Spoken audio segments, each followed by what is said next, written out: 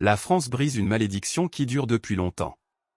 En effet, avant le début des prolongations contre le Portugal, la France n'avait jamais gagné en prolongation ou au tir au but sous Didier Deschamps.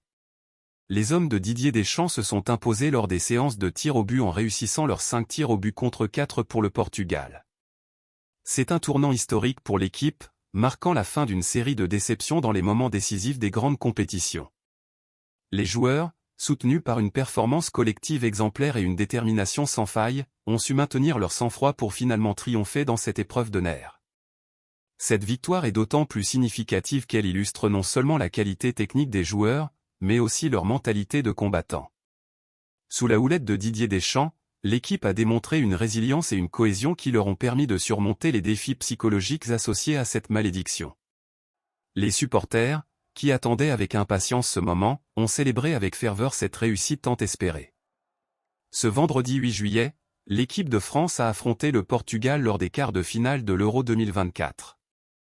Dans un match tendu et sans but au terme des prolongations, les champions du monde 2018 ont fini par s'imposer lors d'une séance de tir au but éprouvante, éliminant ainsi le Portugal de Cristiano Ronaldo.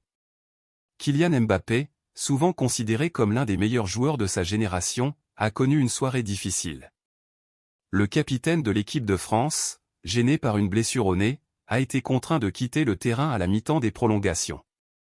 Sa performance a été sévèrement critiquée, recevant une note de 2/10 par l'équipe. Cette note reflète les difficultés qu'il a rencontrées tout au long du match, marquant une contre-performance notable pour le joueur étoile. Avec la sortie de Mbappé, N'Golo Kanté a endossé le rôle de capitaine. Connu pour sa présence discrète mais essentielle sur le terrain, Kanté a su maintenir la cohésion et l'esprit combatif de l'équipe. Sous sa direction, les Bleus ont réussi à tenir tête aux assauts portugais jusqu'à la fin des prolongations. Le match, sans but après 120 minutes, s'est décidé lors des tirs au but. Les deux équipes ont fait preuve d'une grande détermination, mais ce sont finalement les Français qui ont su garder leur sang-froid et l'emporter. Cette victoire envoie l'équipe de Didier Deschamps en demi-finale de l'Euro 2024, rapprochant un peu plus les Bleus de la finale tant convoitée. La victoire de la France contre le Portugal est une preuve de résilience et de détermination. Malgré la performance décevante de leur capitaine et une sortie difficile, les Bleus ont su se regrouper et remporter la victoire au tir au but. Alors que l'Euro 2024 se rapproche de son dénouement, l'équipe de France espère continuer sur cette lancée et ajouter un nouveau titre à son palmarès.